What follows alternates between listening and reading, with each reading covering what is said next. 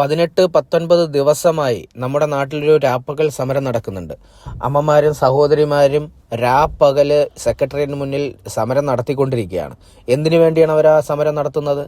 അവരുടെ ആവശ്യങ്ങളായിട്ട് ഗവൺമെന്റ് അംഗീകരിച്ചു കൊടുക്കാഞ്ഞിട്ട്, അവരുടെ ആവശ്യം ഗവൺമെന്റ് കേൾക്കാൻ കൂട്ടാക്കാഞ്ഞിട്ടാണ് അവർ ആ സമരം നടത്തുന്നത്. ചിലപ്പോൾ അവർക്ക് വേണ്ടുന്നത് 1000-ഓ 10,000-ൻ്റെയോ കണക്കായിരിക്കാം. ഇതിനിടയിലുള്ള ഒരു കണക്കാണ് അവർക്ക് പറയാനുള്ളത്. അതുപോലും കേൾക്കാൻ കൂട്ടാക്കാത്ത ഗവൺമെന്റ് എന്ത് ഭരണമാണ് നടത്തുന്നത്?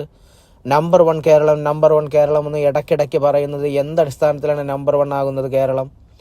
ഈ അമ്മമാരെയും സഹോദരിമാരെയും തെരുവിലിറക്കി ഈ 19-20 ദിവസമായിട്ട് സമരം നടത്തുന്നതിനാണോ നമ്പർ 1 കേരളം എന്ന് പറയുന്നത്?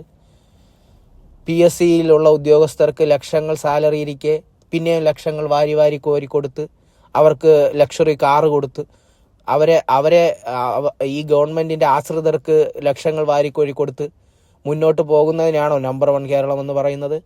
ഈ അമ്മമാരുടെ തുച്ഛമായ ചെറിയ ആവശ്യങ്ങൾ അത് അംഗീകരിക്കാൻ സാധിക്കാത്ത കേരളം, അല്ലെങ്കിൽ അത് അംഗീകരിക്കാൻ സാധിക്കാത്ത കേരളത്തിലെ ഗവൺമെന്റ്,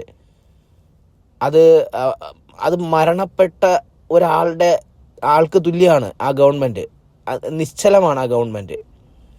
ഈ ആശാവർക്കർമാരുടെ സേവനങ്ങൾ ലഭിച്ച സാധാരണക്കാരായിട്ടുള്ള ജനങ്ങളാണ് ഇനി അവർക്ക് വേണ്ടി സംസാരിക്കേണ്ടത്. നിങ്ങൾക്ക് കൊറോണ സമയത്ത്, നിപ്പ സമയത്തൊക്കെ എത്ര റിസ്ക് എടുത്തിട്ടാണ് അവർ ആ പ്രവർത്തനങ്ങൾ നടത്തിയത്? മരുന്ന്, ഭക്ഷണം, കാര്യങ്ങളൊക്കെ വീടുകളിൽ കൊണ്ടു തന്നത്. തീർച്ചയായിട്ടും സന്നദ്ധ പ്രവർത്തകരും കൊണ്ടു തന്നിട്ടുണ്ട്, അവരും ആ പ്രവർത്തനങ്ങളിൽ ഏർപ്പെട്ടിട്ടുണ്ട്. പക്ഷേ ആശാവർക്കർമാർ അവർ ഇപ്പോഴും ചെയ്തുകൊണ്ടിരിക്കുന്ന വർക്ക്, അത് നമുക്ക് വളരെയധികം അഭിമാനിക്കാവുന്ന കാര്യമാണ്. മറ്റൊരു നാട്ടിലും ഇങ്ങനെ ഒരു സംവിധാനം ഇല്ല. അവർക്ക് എന്തുകൊണ്ട് നമ്മൾ അവരുടെ ചെറിയ ചെറിയ ആവശ്യങ്ങൾക്ക് നമ്മൾ അവരെ കൂടെ നിന്നുകൂടാ? അതാണ് ഞാൻ ചോദിക്കുന്നത്. നമ്പർ 1 കേരളം, നമ്പർ 1 കേരളം എന്ന് ഇടയ്ക്കിടയ്ക്ക് പറയാറുണ്ട്. വിദേശത്തൊക്കെ പോയാൽ നമ്പർ 1 കേരളമാണെന്ന് പറയുന്നത്. യഥാർത്ഥത്തിൽ കേരളത്തിനുള്ളിൽ നടക്കുന്ന സ്ഥിതികൾ മറ്റൊരാൾ അറിഞ്ഞു കഴിഞ്ഞാൽ ലജ്ജിക്കും, അവർ തല താഴ്ത്തി നിൽക്കും.